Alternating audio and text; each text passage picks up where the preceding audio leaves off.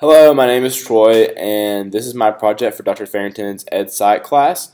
And for this project, I'm examining a book called Teach Like a Champion. The book has 49 different techniques in it, and it's all about putting students on the path to college. So it's really effective teaching techniques, and today I'll be looking at it from a history and social studies kind of perspective because that's what I want to teach in high schools. I think it's really important to consider when you want to teach high school how to engage students, because often it's an issue that students see history as boring and it's just a lot of facts and it's just not exciting to them. So when I was looking through the book and looking through different strategies, two just really stuck out to me. And the ones that stuck out are called the hook and simple to complex technique. So the first one I'd like to talk about is the hook. So have you ever had a professor in college who you go to class, you're ready for the lecture, and they just start the lecture by doing something bizarre? You know, they may ask a question, or they may be acting out something, or looking at a document, and you were so curious about what the rest of the lecture is going to be like because it's just so interesting the way they've proposed this idea. Well, the same thing can happen in a high school classroom. Basically, it's just when the teacher gets in front of the class and presents some novel idea, and that it's really engaging the students, and their attention's automatically caught, which is the key to this.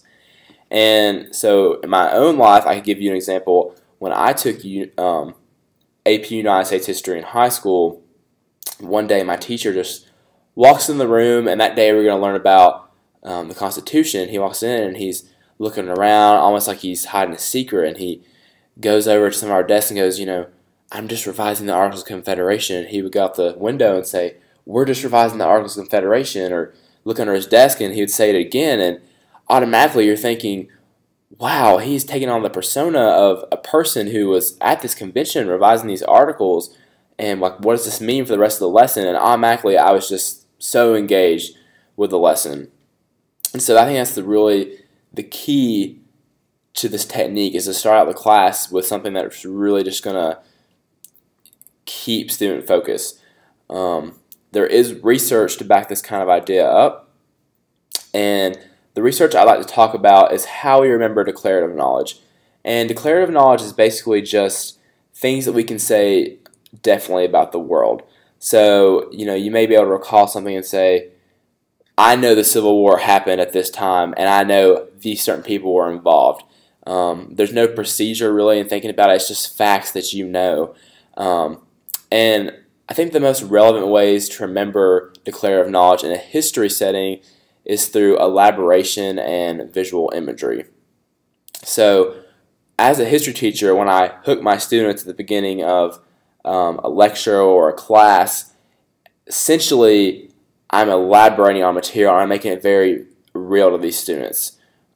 It's not just on a PowerPoint of students taking notes. They have this visual image of me elaborating on it. And I think probably the most important is the visual image that comes along with that. And so different techniques that this book talks about is, props or media or first-hand stories. And so I could literally walk in my classroom wearing suspenders and a suit to represent the Roaring Twenties playing jazz music.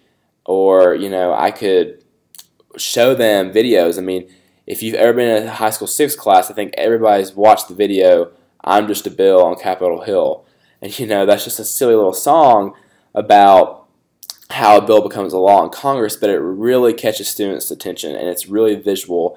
And so by doing this hook, you're really elaborating on information, and you're also giving students a visual image for them to remember. And I think that's a lot more effective than you just speaking or saying something to students. And however, which way you decide to do the hook is up to your interpretation, but there's several ways, and like I said, media, props, a story, whatever. But I think the most effective maybe way to store this kind of knowledge and to use this kind of hook is definitely through first-hand accounts of stories. So when you're teaching history, you can literally look at primary sources of different characters in history. So say I'm teaching my students about the railroads in the 1800s and how it was really hard for farmers to pay the bills to transport their crops across the country. And I could read a first-hand event in which a farmer is infuriated and he just can't pay his process and he can't feed his family and like what that meant. And if you start class with that, I mean, students are automatically engaged and they want to hear what you have to say because you're taking on the persona of somebody else. You are emotional. You're not your average everyday teaching self, and so students automatically just want to know what you have to say. So that's just a lot about the hook, and I think it's a really effective teaching strategy. It's worked on me in college and in high school, and I know I'm definitely going to use it when I'm a high school teacher. But moving on to the next strategy is the simple to complex strategy. And when you first look at the strategy, you find it very basic, but then you realize just how jam-packed it is really and how deeply connected it is to teaching students. So basically the idea of this is that you start out asking basic questions that basically address student knowledge when you're teaching, just to make sure they have these basic concrete facts. So in a history setting, you may ask questions like, when did this happen? What was it about? What is this government power? But it's not really deep questions. And so, but once students have this basic knowledge, they can build on this basic knowledge and start making connections and start truly thinking about it. And that's when you get to the complex questions. And so, you know, when students have had time to process it and they understand basic information, you can then ask them complex questions. And in a history setting, this is all about analyzing reasons for historical events and debating various causes. And it just really gets students to thinking critically instead of at the surface level, which I think is really important in a high school setting because that's our goal, to get students ready for college. And you have to think critically in college, and you can't just focus on the facts. And according to the text, the more that students can answer basic questions, the more confident they will feel in answering these more complex questions. And just like the other strategy, there is some research to back this up.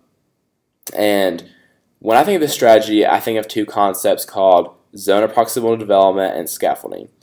And basically, when you think of zone of proximal development, you are it's the range of learning that a student can only accomplish with somebody else's help.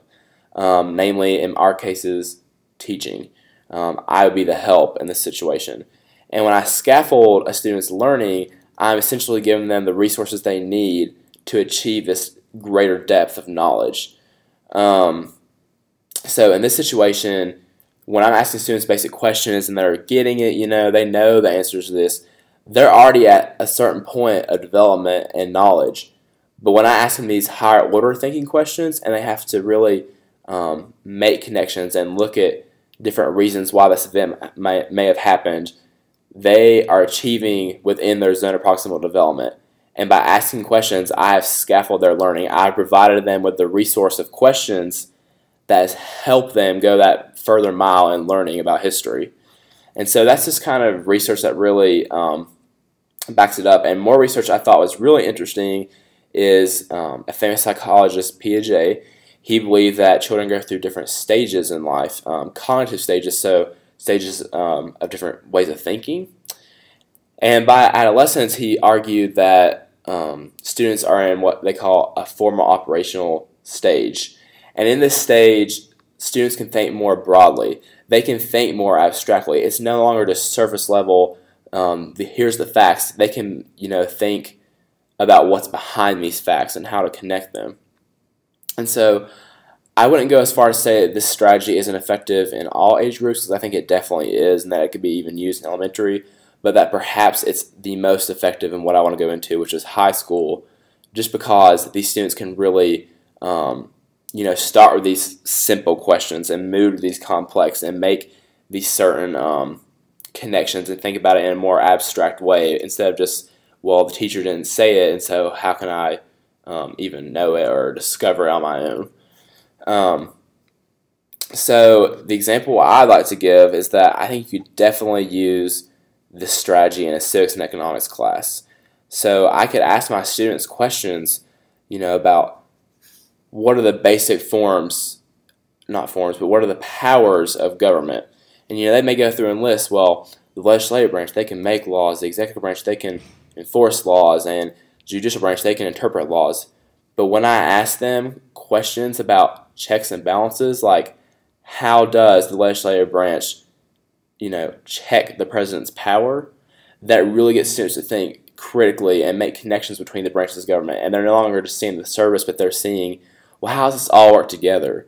And then they're truly learning, especially within their zone of proximal development, which is our ultimate goal as teachers. So these are just the two strategies I really think work best in a history and social studies context, and I really enjoy this book. It's really awesome, and I think it offers so many good strategies. It was really hard to pick between the two. So anyways, thank you so much for watching, and have a great day.